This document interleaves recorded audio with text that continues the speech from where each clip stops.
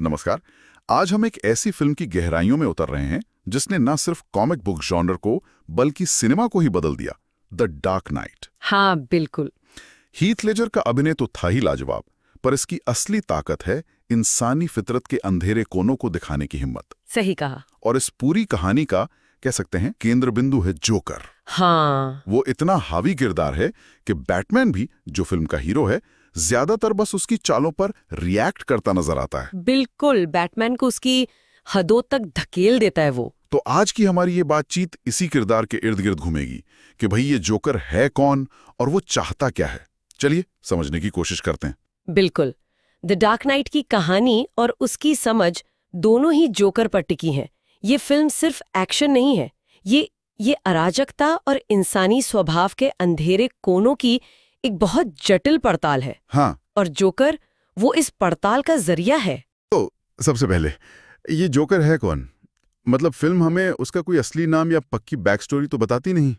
नहीं, कुछ नहीं बताते, सब अंदाजे हैं। हम बस उसके काम देखते हैं।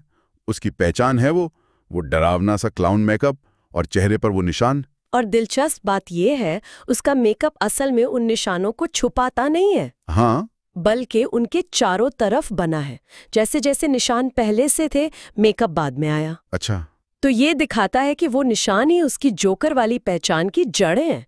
मेकअप तो बस उसके ऊपर है। और उन निशानों के बारे में वो खुद दो अलग अलग कहानियां सुनाता है। हाँ, ये बहुत अजीब है। पहली कहानी वो गैंगस्टर गैम्बोल को सुनाता है कि उसका बाप शराबी था, वैशी था, माँ को मारा और फिर चाकू उसके मुंह में डालकर पूछा, वाई सो सीरियस? हाँ, पर जिस तरह वो बताता है, उसकी आंखें, ऐसा लगता है जैसे कहानी बना रहा हो उसी वक्त। बिल्कुल जैसे याद नहीं कर रहा, गढ़ रहा है। फिर दूसरी कहानी वो रेचल डेविस को सुनाता है। हाँ, वो भी एकदम अलग। कि उसकी पत्नी थी, कर्ज में डूबी थी। हाँ। कर्जदारों ने उसका चेहरा काट दिया। और फिर पत्नी को तसल्ली देने के लिए उसने खुद रेजर से अपने चेहरे पे वैसे ही निशान बना लिए। लेकिन पत्नी उसे देखकर डर गई और छोड़कर चली गई। हाँ। दो कहानियां, दो बिल्कुल अलग वजह है। एक में पिता की क्रूरता और दूसरी में पता नहीं, प्यार या त्याग का एक बहुत ही बिगड़ा हुआ रूप कह सकते हैं। पर दोनों सच तो नहीं हो सकती है ना? जाहिर है नहीं। एक में निशान बाहर से मिले, पिता से, दूसरी में उसने खुद बनाए। लेकिन दोनों कहानियों के मतलब जड़ में एक चीज कॉमन है, रिजेक्शन का दर्द, अस्वीकृति। हाँ, पिता का दुर्व्यवहार और पत्नी का छोड़ जाना। तो कहानियां शायद सच ना हो, पर वो उस मनोवैज्ञानिक चोट को दिखाती हैं जिसने उसे जोकर बनाया। और एक तीसरी कहानी भी तो शुरू करता है वो बैटमैन को सुनानी। हाँ, एंड में। हाँ, जब वो उल्टा लटका होता है, वो कहता है never start with the head, और फिर निशानों की बात शुरू करता है, पर बैटमैन उसे रोक देता है। पता नहीं वो तीसरी कहानी क्या होती। कौन जाने, शायद वो सच होती या शायद और भी भयानक। यही अनिश्चितता तो जोकर के किरदार का हिस्सा है। वो समझ से परे है। तो क्या इसका मतलब ये है कि जोकर जन्म से बुरा नहीं था, बल्कि बाहरी घटनाओं ने, शायद किसी ट्रॉमा ने उसे ऐसा बना दिया? ज्यादातर संकेत तो इसी तरफ है। उसे शायद सोशियोपैथ कह सकते हैं। अच्छा। मतलब ऐसा व्यक्ति जो बाहरी दर्दनाक अनुभवों की वजह से क्रूर और हिंसक बन गया हो, खासकर अगर बचपन का ट्रॉमा हो, जैसे पिता का दुर्व्यवहार। साइकोपैथ से अलग? हाँ, साइकोपैथ में ये चीजें ज्यादातर जन्मजात मानी जाती हैं। उन्हें बाहरी वजहों की उतनी जरूरत नहीं होती। जोकर के केस में लगता है कि उसे उसके अनुभवों ने बनाया है। और पिता का असर तो बहुत गहरा होता है किसी के दुनिया देखने के नजरिए पर। ठीक है, लेकिन यहां बात और उलझ जाती है। अगर वो सिर्फ अनुभवों का शिकार है, तो फिर वो चाहता क्या है? हाँ, ये बड़ा सवाल है। पैसा तो उसे चाहिए नहीं, वो करोड़ों डॉलर जला देता है। बिल्कुल। वो कहता है मॉब वालों से, ये शहर एक बेहतर दर्जे का अपराधी डिजर्व करता है।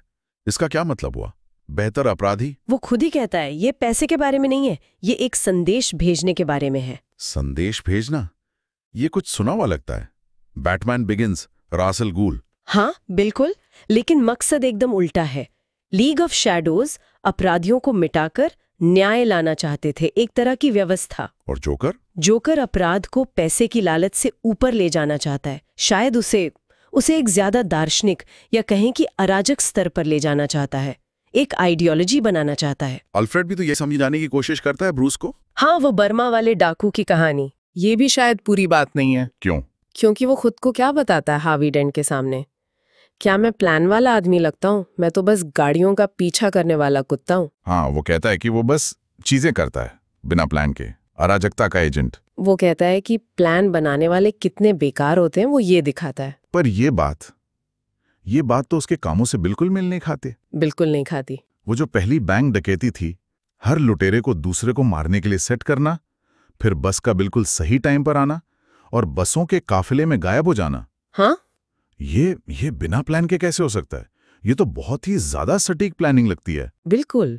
उसका पुलिस कमिश्नर, जज, हार्वी डेंट पर एक साथ हमला करवाना, हाँ, खुद को पकड़वाना ताकि वो बैटमैन के लिए जाल बिछा सके, रेचल और हार्वी को फंसा सके। और फिर हार्वी डेंट को तोड़ना, गौतम के व्हाइट नाइट को टू फेस बना देना। ये सब बहुत सोची समझी चालें लगती हैं। हाँ, ये आवेग में किए गए काम नहीं है, ये किसी ग्रैंड मास्टर की चालें हैं। तो फिर उसका वो दावा कि वो अराजकता का एजेंट है, वो भी प्लान का हिस्सा है, एक धोखा? बहुत मुमकिन है। शायद वो अराजकता का नकाब ओढ़ता है ताकि कोई उसकी असली गहराई समझ ना पाए, उसे हल्के में ले। या शायद ये दिखाने के लिए कि सब कुछ कितना नाजुक है। हाँ, ये भी हो सकता है। लेकिन सवाल फिर वही, अगर सिर्फ अराजकता फैलाना उसका लक्ष्य नहीं है, तो असली मकसद क्या है? वो आखिर चाहता क्या है? अगर हम सब कुछ जोड़कर देखें, उसकी बातें, उसके काम, बैटमैन से उसकी टक्कर, तो शायद उसका असली लक्ष्य ये साबित करना है कि सभ्यता, नैतिकता, ये सब बस एक दिखावा है। एक पतला सा पर्दा। हाँ, और जब हालात बिगड़ते हैं, जब असली दबाव पड़ता है, तो हर इंसान अंदर से वैसा ही है जैसा वो खुद है, जंगली, स्वार्थी। जैसे वो कहता है, लोग उतने ही अच्छे होते हैं जितनी दुनिया उन्हें इजाजत देती है। बिल्कुल।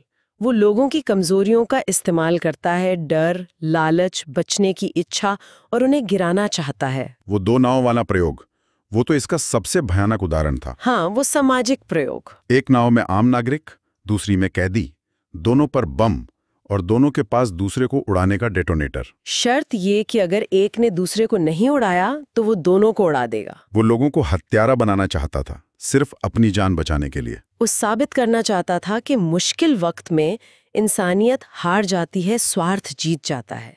वो देखना चाहता था कि डर लोगों को कहाँ तक गिरा सकता है। हालांकि ऐसा हुआ नहीं हुआ, जो उसे शायद थोड़ा चौंकाता भी है, पर उसका इरादा तो यही था। और जब बैटमैन उसे पकड़ लेता है, तब भी वो हार नहीं मानता।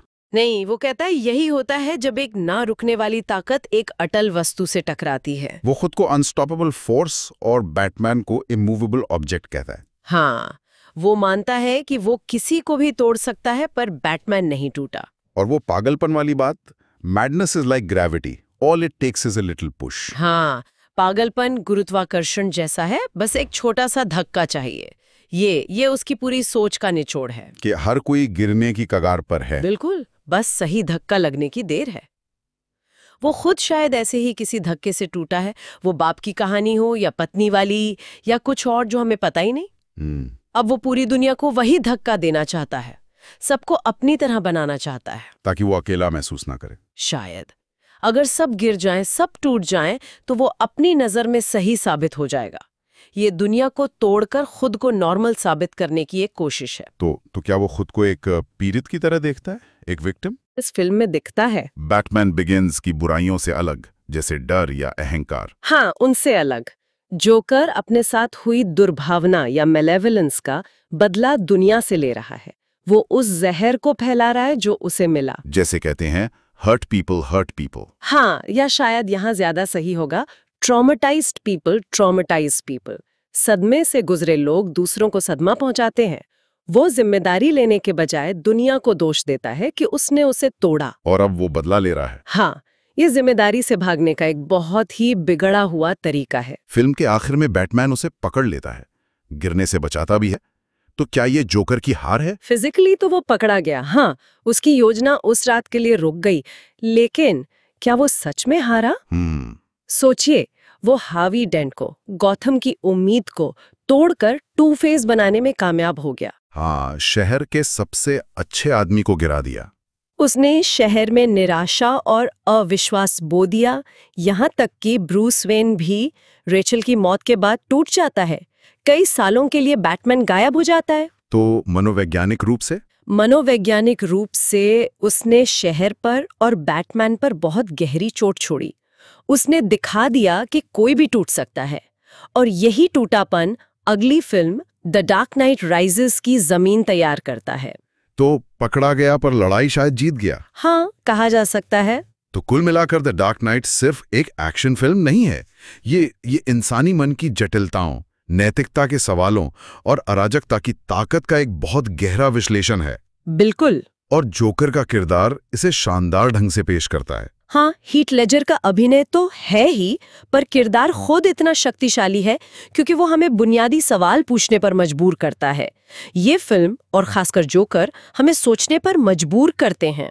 क्या वाकई हर इंसान के अंदर अंधेरा छुपा है जो बस सही हालात या उस छोटे से धक्के का इंतजार कर रहा है? हाँ, और अगर कोई बाहरी ताकतों से टूट जाता है तो दोष किसका है?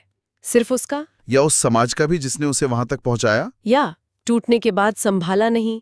ये कुछ ऐसे सवाल हैं जिन पर गौर करना चाहिए। बिल्कुल। इनका कोई आसान जवाब नहीं है। इस विश्लेषण पर आपकी क्या राय है, ये हमें नीचे कमेंट्स में लिखकर जरूर बताएं। हाँ, हमें इंतजार रहेगा। और अगर आपको ये गहरी पड़ताल पसंद आई तो हमारे साथ जुड़े रहने के लिए सब्सक्राइब करना ना भूलें।